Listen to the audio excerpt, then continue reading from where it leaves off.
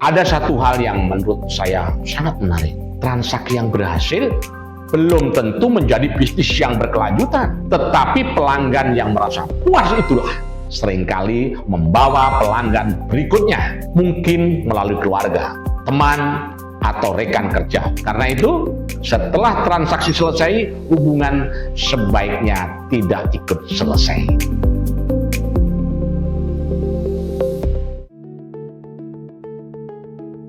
Selamat datang di Decision Room. Oke, coba kita bandingkan. Mengapa ada mediator yang selalu terlihat sibuk, namun hasilnya tidak pernah benar-benar bertumbuh setiap bulannya? Ia harus kembali mencari pembeli, kembali mencari penjual, kembali mulai dari awal. Sementara ada mediator lain yang justru terlihat lebih tenang, tetapi teleponnya terus berbunyi, berdering terus. Referensi terus berdatangan. Dan peluang baru seolah tidak pernah habis. Apa yang membedakan keduanya? Bukan karena mereka bekerja lebih keras, tetapi karena salah satu membangun sistem.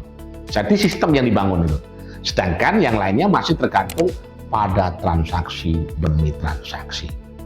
Pada episode sebelumnya kita membahas bahwa negosiasi yang baik akan melahirkan keputusan yang sehat. Namun setelah transaksi selesai, ada satu pertanyaan yang layak kita renungkan. Apakah hubungan dengan pelanggan ikut selesai? Atau justru disitulah perjalanan yang sesungguhnya dimulai? Karena seorang mediator profesional tidak hanya berpikir tentang transaksi hari ini, ia juga memikirkan peluang yang mungkin datang 6 bulan, 1 tahun kemudian, atau bahkan 5 tahun kemudian. Dan semua itu berawal dari bagaimana kita menjaga hubungan itu. Kalau kita mendengar database, sebagian orang langsung membayangkan daftar nama, nomor telepon, atau file spreadsheet yang panjang. Padahal menurut saya, database jauh lebih berharga daripada itu. Database adalah kumpulan hubungan, kumpulan kepercayaan, kumpulan orang-orang yang pernah mengenal cara kita bekerja. Karena dalam dunia properti, orang yang belum membeli hari ini belum tentu tidak akan membeli di masa depan. Bahkan orang yang hari ini hanya bertanya bisa saja menjadi orang yang merekomendasikan kita kepada keluarganya atau orang lain. Mungkin itulah sebabnya setiap pertemuan layak dijaga dengan baik. Seperti yang disampaikan oleh Peter Drucker. Yang beliau katakan apa? What get measured, get managed. Yang artinya apa yang kita catat dan kita kelola akan lebih mudah berkembang. Dalam dunia mediator, hubungan yang dikelola dengan baik akan lebih mudah tumbuh menjadi peluang baru. Karena bisnis bukan hanya dibangun dari kerja keras, tetapi juga dari keteraturan. Coba kita bayangkan, pernahkah kita bertemu seseorang yang bertahun-tahun tidak pernah menghubungi kita, lalu tiba-tiba datang hanya ketika ingin menawarkan sesuatu? Bagaimana perasaan kita? Bandingkan dengan seorang yang sesekali menyapa, berbagi informasi, memberi manfaat, tanpa selalu berbicara tentang transaksi. Kepada siapa kita lebih nyaman memberikan kepercayaan?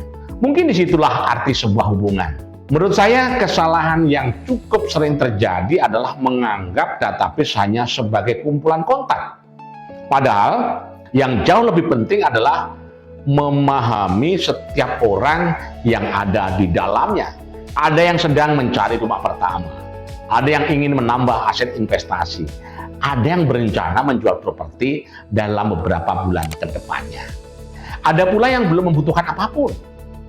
Tetapi mengenal banyak orang, semakin kita memahami mereka, semakin mudah kita memberikan informasi yang relevan.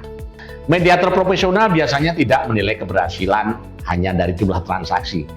Ia juga melihat berapa banyak hubungan baru yang berhasil dibangun. Karena tidak semua orang membeli hari ini. Sebagian membutuhkan waktu, sebagian masih berdiskusi dengan keluarga. Bahkan sebagian masih menunggu kesiapan finansial. Dan itu sangat wajar. Tugas mediator bukan memaksa keputusan, tetapi tetap hadir ketika mereka membutuhkan informasi. Orang tidak selalu mengingat siapa yang paling sering menghubunginya, tetapi mereka mengingat siapa yang tetap hadir ketika dibutuhkan, gitu ya. Kalau diamati, tidak semua orang yang menghubungi kita berada pada tahap yang sama.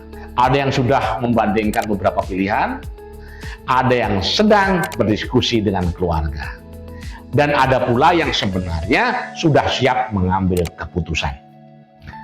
Kalau semua diperlakukan dengan cara yang sama, seringkali komunikasi menjadi kurang efektif.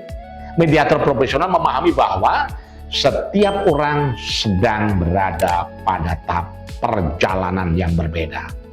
Karena itu, yang dibutuhkan bukan hanya kemampuan menawarkan, tetapi kemampuan membaca posisi mereka saat ini.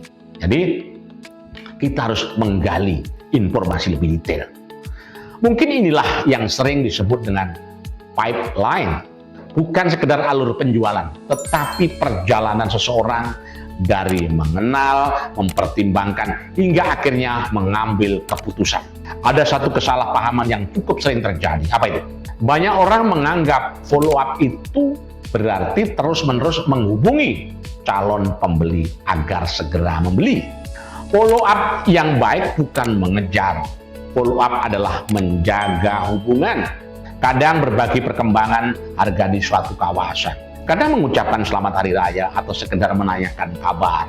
Hal-hal sederhana seperti ini mungkin tidak langsung menghasilkan transaksi, namun perlahan dan pasti membangun kedekatan. Dan ketika suatu hari mereka membutuhkan mediator, nama kita biasanya menjadi salah satu yang pertama teringat dan diingat terus. Kalau kita berpikir dalam kehidupan sehari-hari, siapa yang paling mudah kita hubungi ketika membutuhkan bantuan? Seringkali bukan orang yang paling pintar, tetapi orang yang selama ini menjaga hubungan dengan baik. Ya, hubungan memang tidak selalu menghasilkan sesuatu hari ini. Namun hubungan yang dijaga dengan tulus seringkali memberikan hasil yang tidak terduga di masa depan. Database yang baik bukan database yang jumlahnya paling banyak, tetapi database yang harus diperbaharui. Mediator profesional biasanya mengetahui mana calon pembeli yang masih aktif mencari, mana yang sudah membeli, mana yang sedang menunggu waktu yang tepat, dan mana pula yang berpotensi menjadi investor. Karena kita tidak lagi mengirimkan semua informasi kepada seorang ya, tetapi memberikan informasi yang memang relevan dengan kebutuhan mereka. Kalau kita amati, orang lebih senang menerima sesuatu yang sesuai kebutuhannya. Ada satu hal yang menurut saya sangat menarik. Transaksi yang berhasil belum tentu menjadi bisnis yang berkelanjutan. Tetapi pelanggan yang merasa puas itulah seringkali membawa pelanggan berikutnya. Mungkin melalui keluarga, teman, atau rekan kerja. Karena itu, setelah transaksi selesai, hubungan sebaiknya tidak ikut selesai.